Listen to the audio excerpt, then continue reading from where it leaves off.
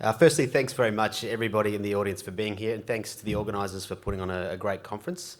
I think the service for us personally as speakers from Stephen Rhythm has been fantastic, so thank you.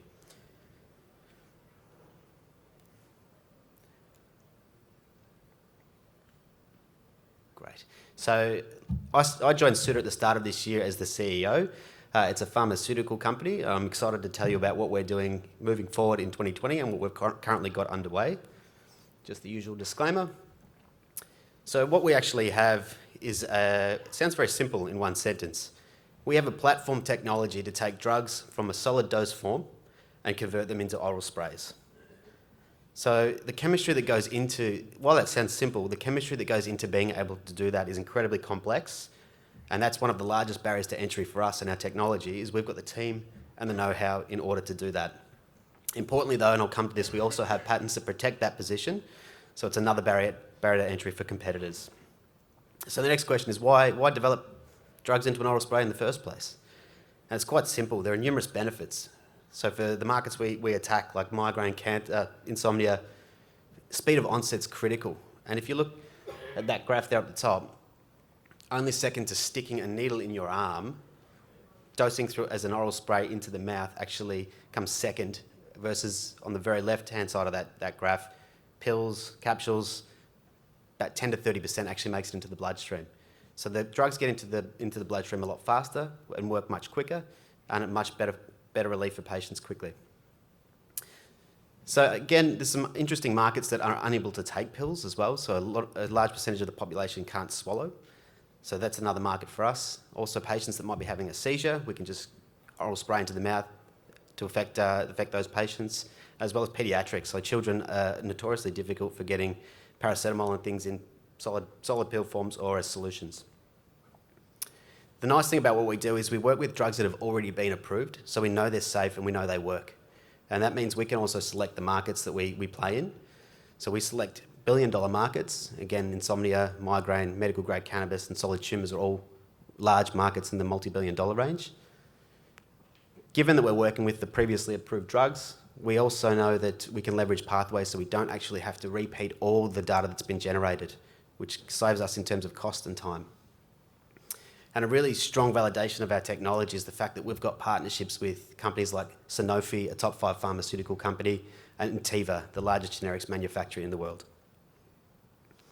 So I won't go through this in detail, but just to show you that we do have patents protecting our technology in the forms of the individual products, but also our platform technology itself from the ability to convert these drugs into oral sprays. In addition, probably we're one of few ASX-listed biotech companies that has a GMP accreditation. So that means we can manufacture drugs for clinical trials. In addition, we're an ISO 9001 accredited institution, so we have a very robust quality management system. We're also an Australian registered research provider, which means we can provide research abilities to other companies and they can claim the R&D tax rebate, which means they get 43.5% of their research dollars back. In addition, we don't manufacture past clinical stages, but we've already got a number of partnerships in place for manufacturers that we can tech transfer for commercial scale. So as I said, I'd just like to highlight this point that we are working with Sanofi and Teva, two very well-known pharmaceutical companies. We've also got partnerships with a large Indian pharmaceutical company, Strides Pharma, Mitsubishi Tanabe, which is a top 4 Japanese pharmaceutical company, and Ordesa, a well-known Spanish pharmaceutical company. And we also have partnerships with smaller firms in the medical grade cannabis space, such as Can Pharma and Zelira. Again, working with those in areas where we not yet to see the outcomes, but certainly emerging fields that we want to be a part of. So the way we make money is when we create partnerships with our pharmaceutical partners, we take an upfront payment, and that's for them to get access to our technology. As we move through the development, that's often funded by our partner, so we don't have to spend the dollars to do the research on those particular drugs. As we move through those pathways, we complete various milestones, and as per each agreement, there's milestones to be paid out of as reaching those milestones. And the end goal for SUDA, and where we expect most value creation, is once we get the drugs approved and out in market, we take royalties on the commercial sales. So this is an example of 3 of the products that we're working on. When I joined the business at the start of the year, there was a lot more, but now I've focused it down to 3 products that I think are most likely to create value for SUDA. So the first is a Negrolite, which we're repurposing for use in cancer, Sumatriptan, which is for use in migraine, and Zolpidem for treatment of insomnia. So I'll touch on each of those drugs in a little bit more detail. So Negrolite is a very interesting program and something that I was very much drawn to join SUDA. So as I said, we're repurposing it for use in cancer. It's already been approved in the USA and Europe for treatment of a condition where patients have too high blood platelet levels, which can lead to clotting disorders. So what we're going to do is repurpose this for treatment in cancer, because data has shown for various cancer patients like ovarian cancer, lung cancer, melanoma, patients that have increased platelet levels in those backgrounds have poor outcomes in terms of survival. So then the next question is why not just give them the pill that's already available? And the reason is that taking the pill, it actually gets converted in the liver into a cardiotoxic intermediate. So we don't want that in the background of cancer patients. So by creating an oral spray that can go straight into the bloodstream, we're able to bypass the generation of that cardiotoxic product. So in effect, we'll be able to lower patients' blood levels, do so in a safe way, and then improve cancer patient survival. The gentleman pictured on the right is one of the people that was at Shire when the product was originally developed and registered in Europe, and he was brought on as project director for us in September last year. So the next product I'd like to talk about is Zolpidem. So this is a product that was formerly a blockbuster for treatment of insomnia. It's known as Ambien or Stilnox. I'm sure most of you will know. And it is already FDA approved and commercially available. The company that holds the license for the US and Canada is A2 Biosciences, and SUDA holds the license for the rest of the world. So we've got partnerships already in place with Teva, Mitsubishi, and what we're doing at the moment is taking it through those regulatory pathways. In effect, once it gets through those regulatory pathways, the product will be available for sale in those regions, and then as I said, we take the royalties off those commercial sales. So currently in Australia, it's going through the TGA submission, so the Therapeutic Goods and Administration submission, and we're looking to get a readout on that in 2020. So the last product I'd like to talk about is Sumatriptan. So this is a product, again, for the treatment of migraine. So migraine is one of those things my wife suffers from terribly, and again, speed of onset is critical. Taking a pill often doesn't work because another comorbidity of migraine is nausea, so it doesn't stay down. So again, the ability to spray directly into the mouth and have it cross into the bloodstream is a huge advantage in these patients. So for this program, we've got a partnership with Strides Pharma. They're funding the co-development of this program up to $4 million to take it through to the end of clinical trials. And we're also incorporating this into our existing patent portfolio, so we'll be able to create a super generic, so we'd have patent protection out until 2036.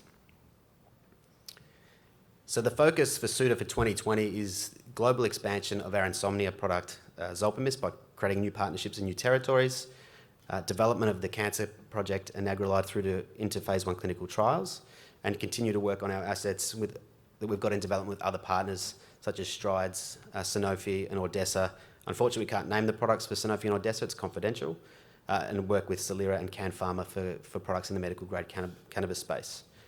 We're also looking to bring in additional assets into the business in 2020, and an important focus will also be managing costs.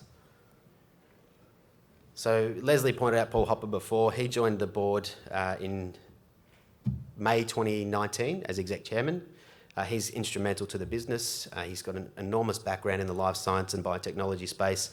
As Leslie pointed out, he was chairman of Viralytics when it was sold for $500 million in 2018. So it brings a fantastic amount of experience and breadth into the board.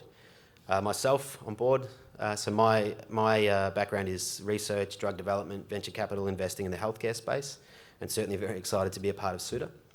We've also got David Phillips, who became an exec director in 2019. Fantastic on the business development front, strong background in big pharma, but also venture investing through GSK's corporate venture capital arm. And David Simmons, who's a former EY partner who brings a great dimension of corporate governance and compliance. So just to give you an overview of our financials, our current market cap's around 8 million, although nicely today it rose about 20%.